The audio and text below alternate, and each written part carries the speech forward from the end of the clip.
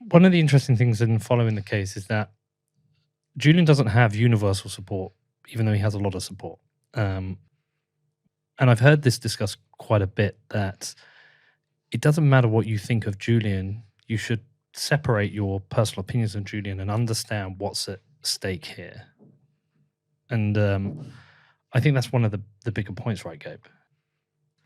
Yeah, I mean, I guess one of the things about Julian's support is Julian has suffered years and years of demonization, and whether it's sex allegations or allegations that he was a bad house guest in the Ecuadorian embassy or things like that. But it's these years and years of demonization that have sort of allowed this prosecution to come about.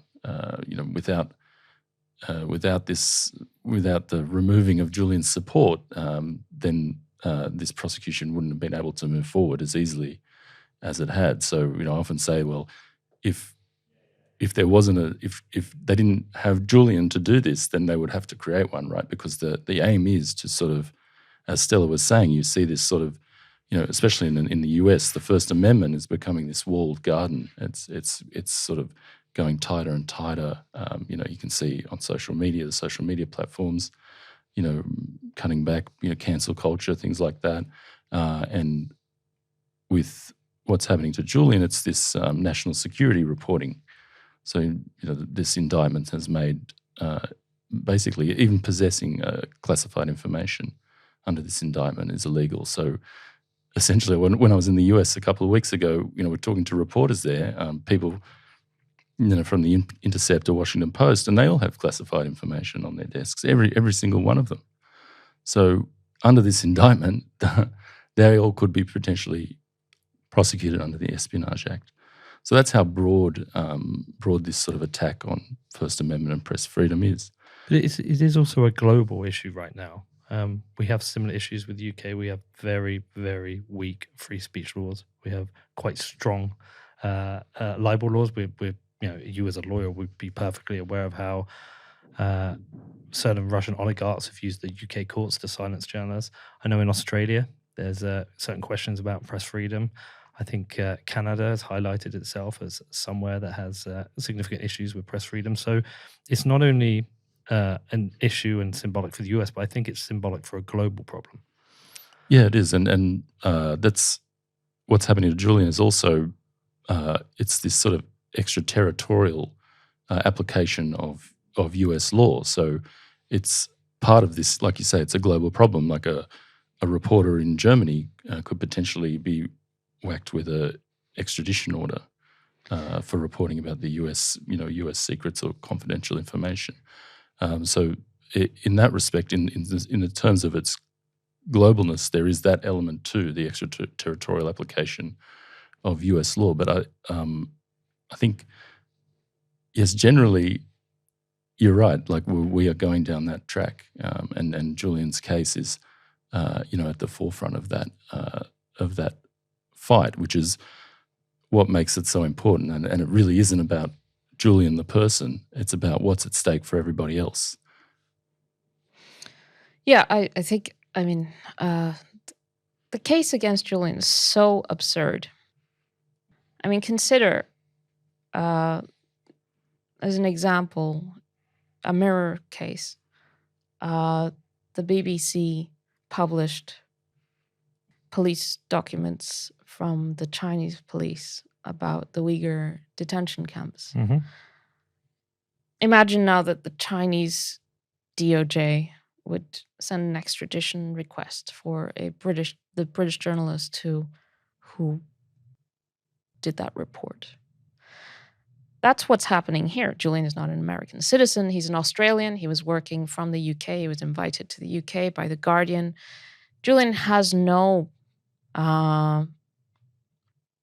obligations towards a foreign government. Just like no British journalist has an obligation towards the Turkish government to keep Turkish secrets, especially if those secrets reveal the Turkish government committing crimes. So the whole proposition is completely absurd and outrageous. Of course, the UK is a close ally to the UK. The US government is, the UK's closest ally. That's the power dynamic that's going on. Well, I think we've become more of a US lackey. And the reason I say that is my understanding of the law, and you will be more versed in this than I am, but it's very much a one-way treatment of the law. So am I right in understanding that we've removed the requirement for something to be just, and now it comes down to, is this reasonable under US law? And if so, then we would extradite somebody. So we've lost our British principles of what is just and what is unjust, which is very un-British. Did I get that right? Pretty much. I mean, the extradition treaty between the US and the UK was rushed through in the immediate aftermath after 9/11. Mm-hmm.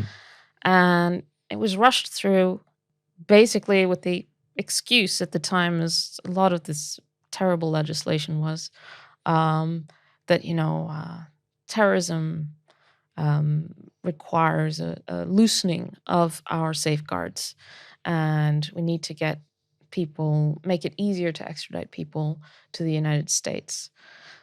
And they did that by approving a very unequal treaty between the US and the UK. So Julian is fighting this extradition through a very weak mechanism. For example, the US doesn't have to show a prima facie case. They just have to say, basically, this is we want him, and there's no test on the evidence. We can't cross-examine the prosecutors on the case, on their claims. It's a set of very technical questions about whether the bars to extradition that are in the Extradition Act apply or not. And in fact, without getting into too much detail, the very extradition is a breach of the US-UK extradition treaty. Julian is accused under the US 1917 Espionage Act. He's not accused of espionage per se, but the wording of that act is so broad and so vague that it says that if you receive, possess, and communicate information that the US says potentially could harm national security without defining national security, then you could be charged and convicted of espionage. And that's 170 years of the 175-year indictment relate to this Espionage Act, and those are the charges. Does the vagueness allow them to essentially persecute Julian whilst not going after New York Times reporters? No, there's no But is that why the hypocrisy can exist? Because it's so broad. Because if you hold the same bar that Julian is being extradited for, you could also be charging journalists who work at the Washington Post. They've tried to use it against the New York Times. Oh, they have? Yeah. They tried to use it during the Ellsberg case back in the 70s. So there's this Espionage Act, it's 1917 law, brought in to basically lock up people who were against World War I, right? And so over time, the sort of it's been broadened and sort of repurposed. It was used. So it started off seditious people, right, going after people who were against the war, World War I. Then for a long time it was never used again. And then when Daniel Ellsberg, the Pentagon Papers leaker, he leaked a huge raft of documents about the Vietnam War that eventually led to the end of the Vietnam War and also formed part of Nixon's impeachment, his case. So that's when it was sort of repurposed and gone to look at whistleblowers, right? And so now you have the Espionage Act that can go after whistleblowers. His prosecution was thrown out because it was found out that his psychologist was being spied on. So his case was thrown out. But during that time, they attempted to use it against the New York Times as well for publishing that information. which the New York Times, I think they managed to fight and it got thrown out. But over the next period, particularly under Obama, it got re-energized again, the Espionage Act, and there were multiple prosecutions against whistleblowers, and I think 4 or 5, even more. Most recently, Daniel Hale, who blew the whistle on the civilian drone killings under the Obama administration, he was convicted under the Espionage Act. But it's sort of now been broadened to go after people who publish the information. So they're trying again. They failed once, and now they're trying again to go after publishers with this law. U.S. constitutional lawyers have been warning since that Pentagon Papers case 51 years ago that the Espionage Act could one day be used by the U.S. government to go after publishers. So this scary prediction that has been discussed for the past 51 years has come to pass now with the prosecution, the indictment of Julian. It's unprecedented. It is the first time that they go after a publisher for journalistic activity. Julian received the information from a source, which was Chelsea Manning. He performed the role of a journalist.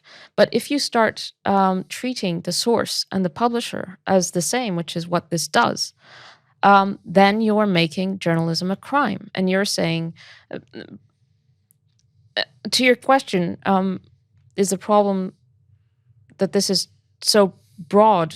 The issue is that they cannot distinguish. This is what the Obama administration was saying. They cannot distinguish what Julian did from what the New York Times did in this very publication.